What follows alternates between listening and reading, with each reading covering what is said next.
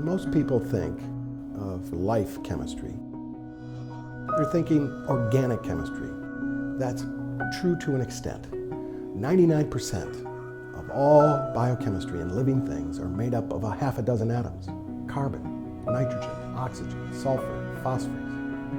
However, 1% are made up of transition metals and other metals. And that's bioorganic chemistry. In hemoglobin, there's an iron atom to carry oxygen to your cells. In photosynthesis, there are manganese complexes that help the plant absorb the energy from the sun and turn it into food. So bioinorganic chemistry focuses on the metals that make biology work. My name is Professor Thomas Mead. I'm a professor in the Department of Chemistry at Northwestern University.